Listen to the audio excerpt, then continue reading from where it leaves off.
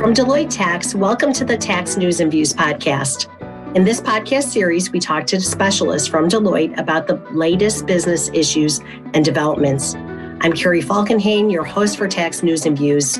Today, we are talking about tax transparency reporting as part of ESG efforts that many organizations are undertaking.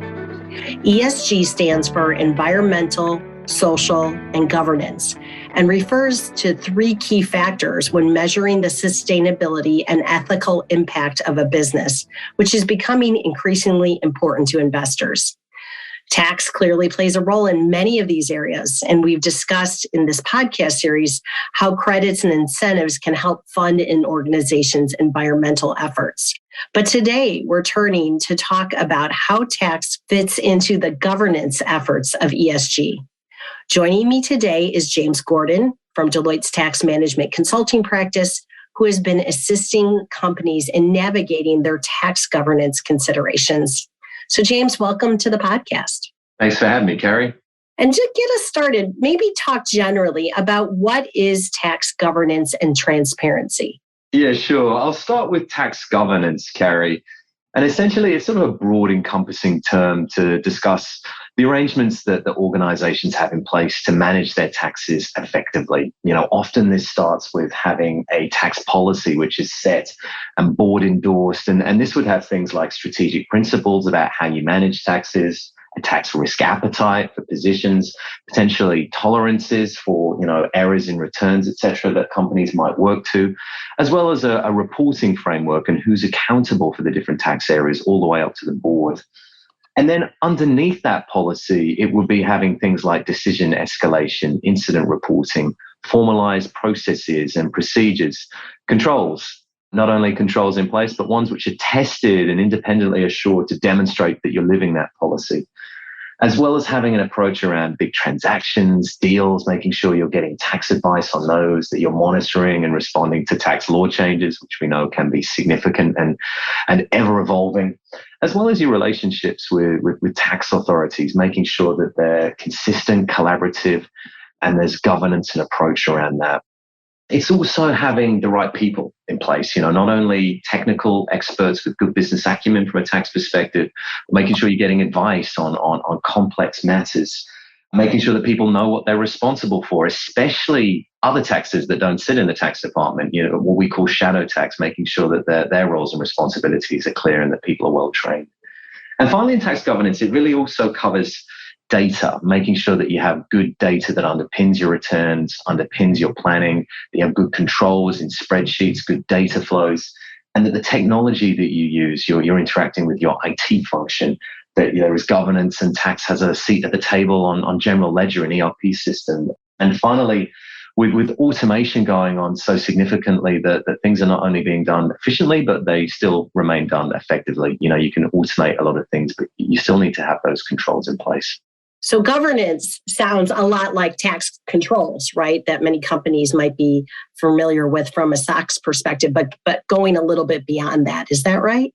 Absolutely. Absolutely. I would say it could easily be summarized in three key areas: having that sort of board level governance and oversight over the top, with it being underpinned by a framework of controls that demonstrate that policy is lived and that it covers all taxes, not just income tax, but this is looking at tax holistically, Carrie.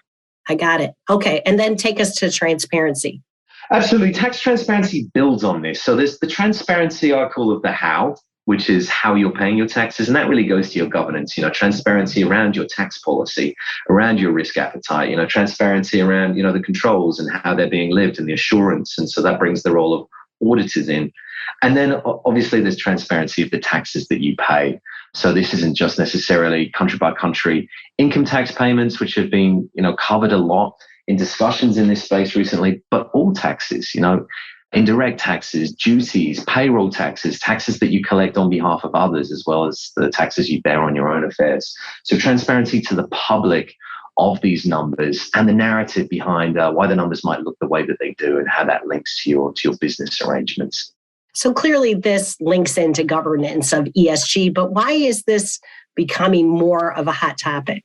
It's an interesting and evolving space. I mean, I've been working in this area for almost 20 years already. And so tax authorities really led on this and have been focused on governance for quite some time around the world outside the US.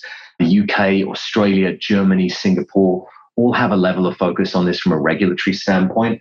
And so companies have had to respond to this in a localized manner for quite some time. And there have been some transparency regimes out there as well. I mean, many of you will have heard of the European Union's country by country reporting mandate coming in the next few years. All of these have informed what we're seeing in ESG reporting standards now, a little bit like accounting standards for ESG topics. And we're now seeing tax transparency and governance ESG reporting standards that a lot of companies are looking at whether or not they adopt.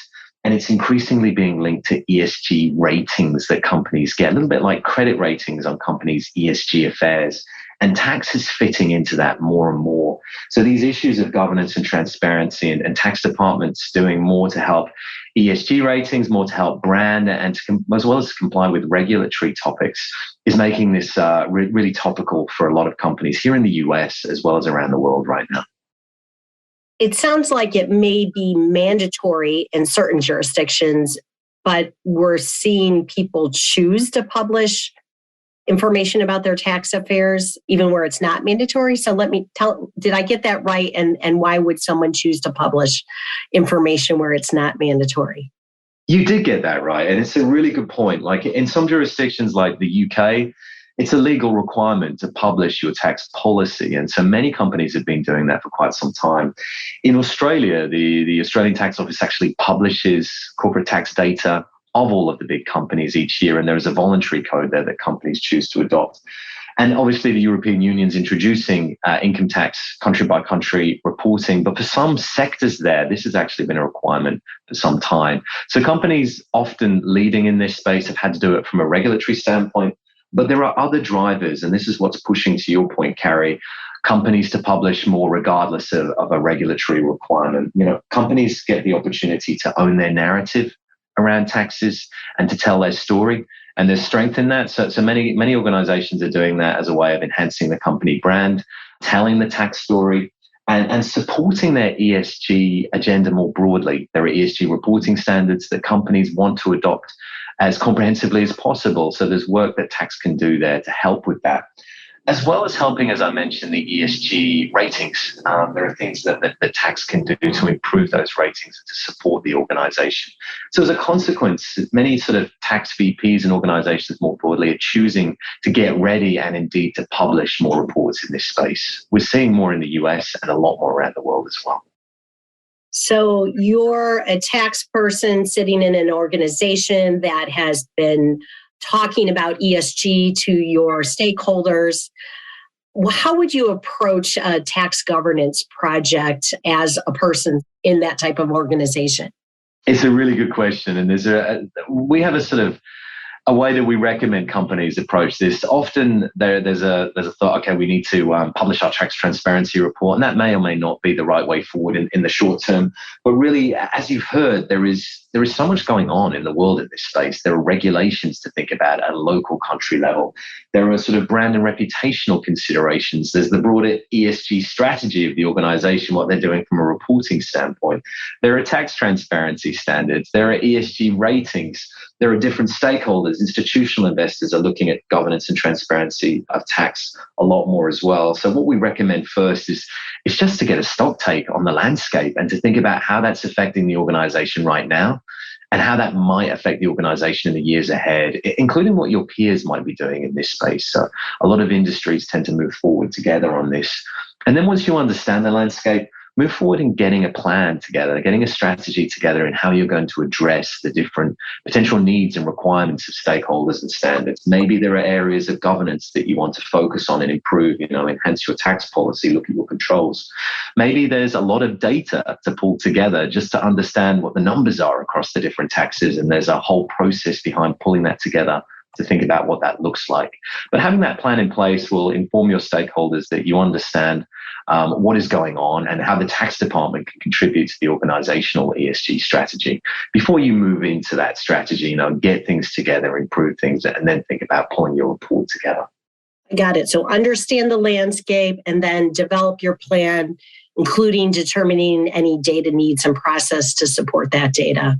I was going to say, you got it, Carrie. Excellent. Well, thank you, James, so much for this overview of such an interesting topic to watch as a tax practitioner.